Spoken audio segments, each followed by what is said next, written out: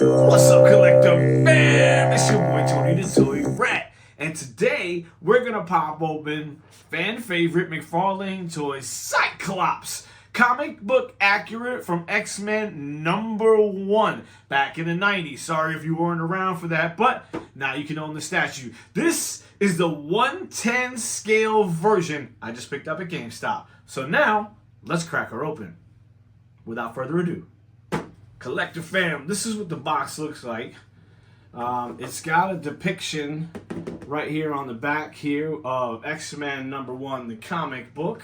If you don't have one of those, I'm sorry, you got to look up your local comic shop or try and find one on eBay. They are no longer available.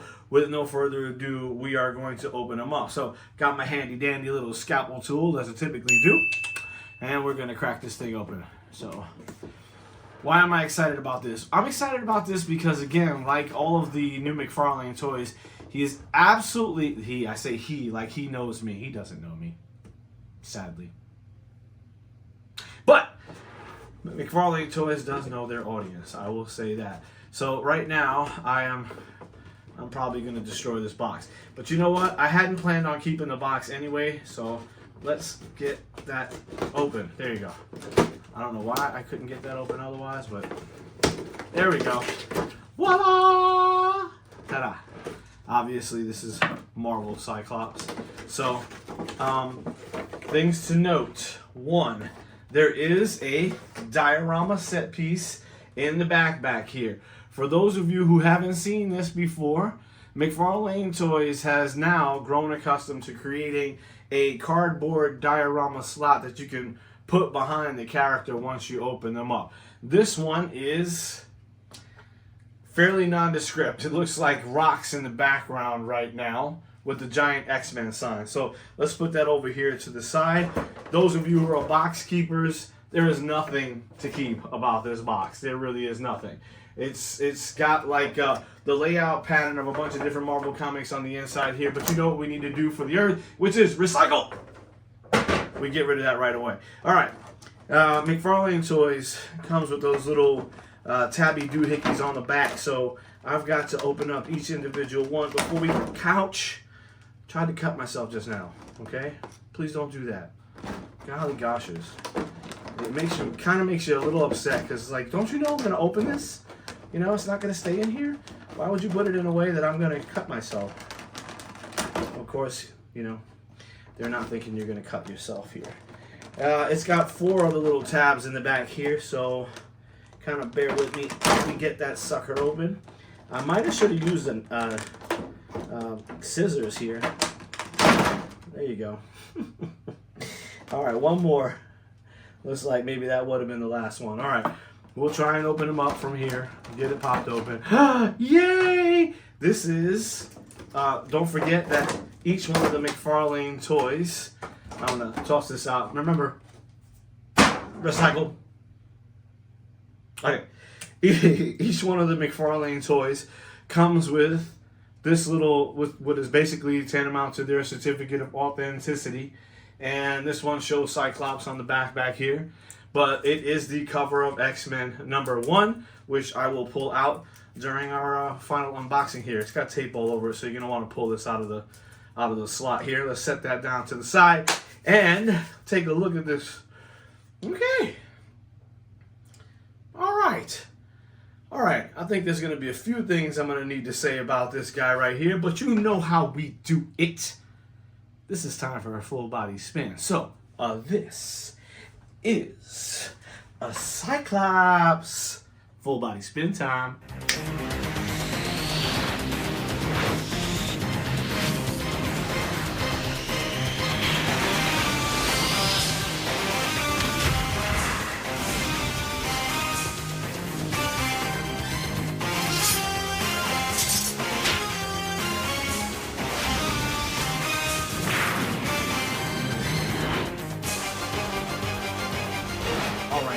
Fan, we popped them open, we've had a full body spin, you've checked them out with the diorama, you've checked them out without it.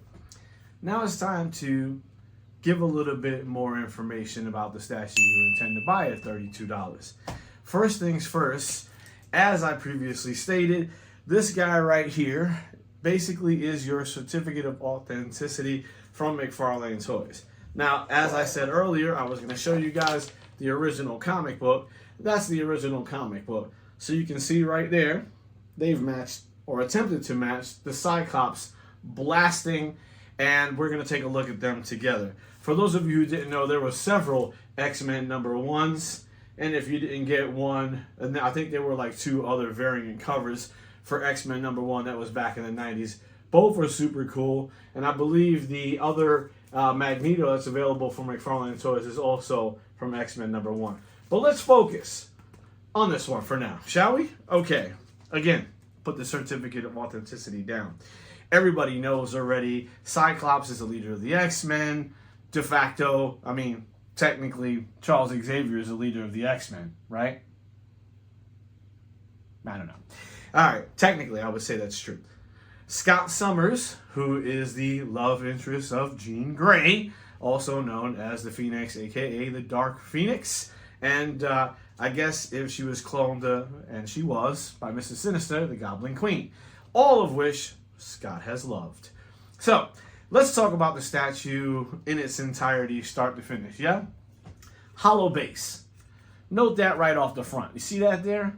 And why do I mention it's a hollow base? Even though it sits down just fine, this 110 scale, it lacks something for me. Right away, it's light in the ass. There's just not enough weight at the $32 level. Maybe I'm being overly critical, but when I open things from Diamond Select Toys and other makers, Alamando or one of the other guys, it has a weight to it. And weight is the perception of quality. Sorry guys, maybe you don't agree, but I certainly do. And look around. There's a lot of statues in here, so I have a lot to look at alongside this guy. But let's put that to the side for just a minute. It is light in the ass.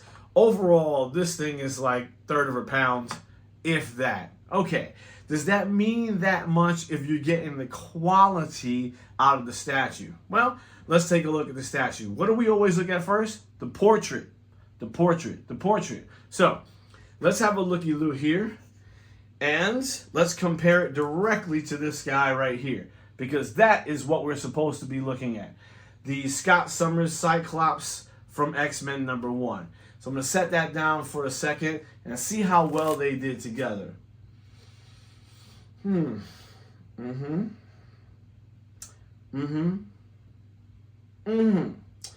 I will tell you this. In terms of shadowing, I think they did a fantastic job of emulating the comic book. There are certain aspects of here that I think are done slightly differently. The way the neck is slightly lower in this depiction of him. In this depiction of him. I gotta get rid of that glare for you guys. Sorry about that. But in this depiction of him, okay, so there is a slightly lower chin on the comic book than there is on the statue itself. They have managed to really nail the colors in this setup in here. All the colors are the same.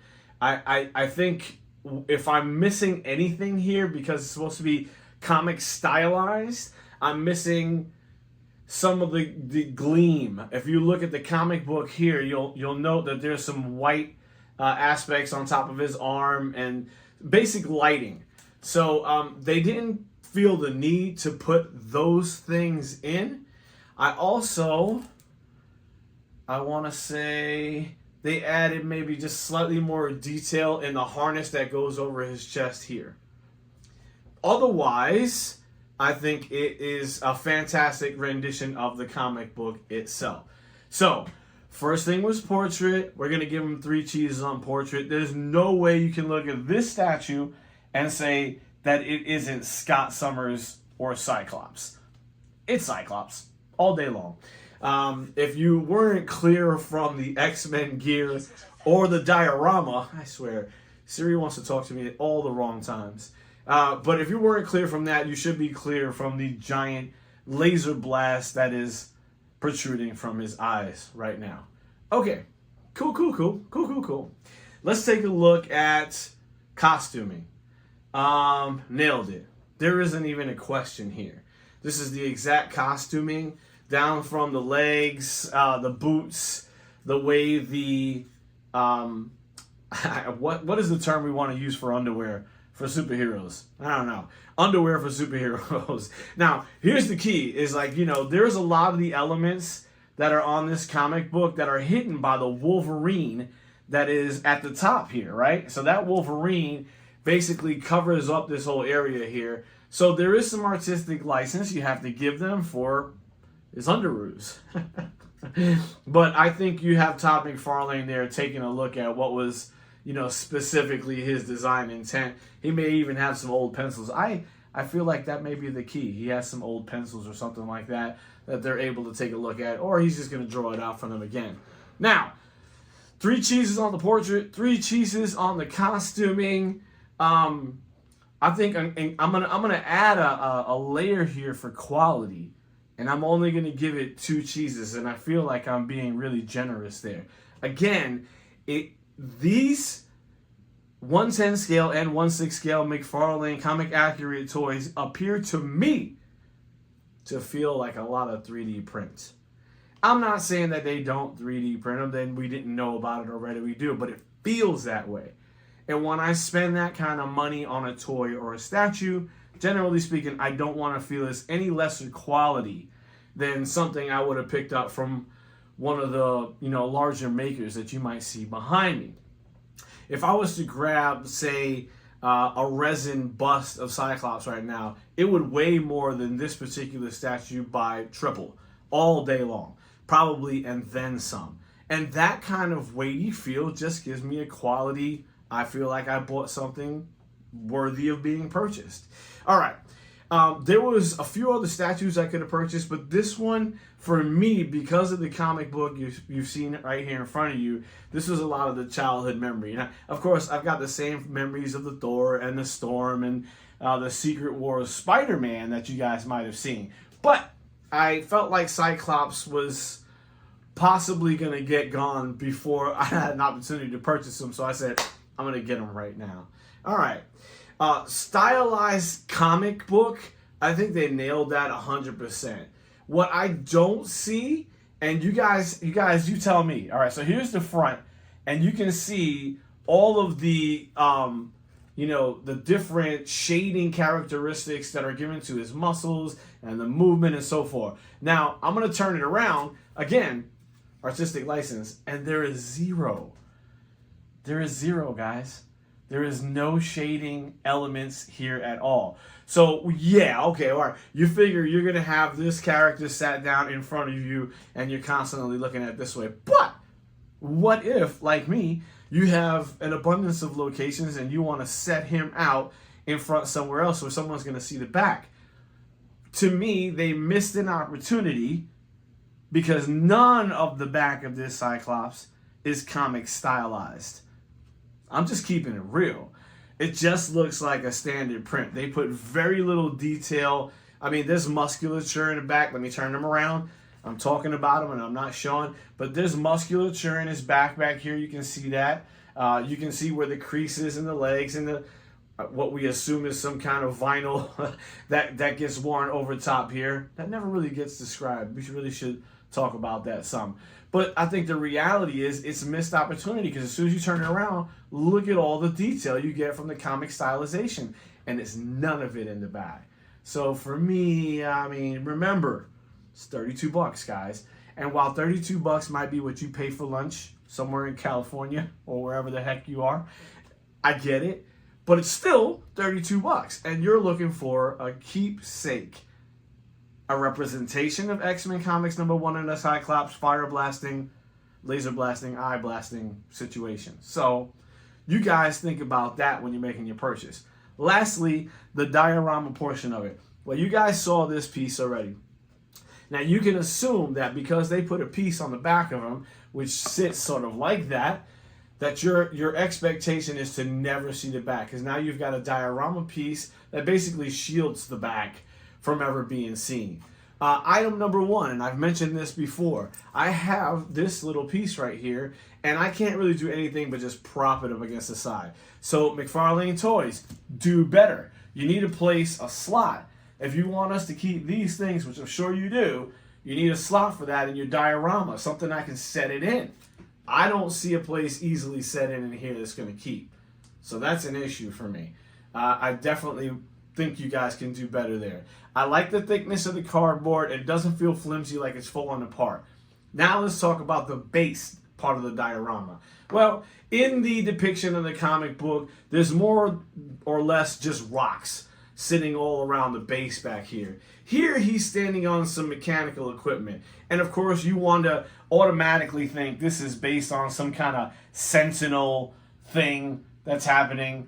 And I think your mind can push itself to that story projection that it is some kind of, you know, the laser blast has occurred and what he's standing on could be, if you haven't read the book anyway, it could be, you know, some sort of metallic monsters that they've just destroyed, a la sentinels or what have you.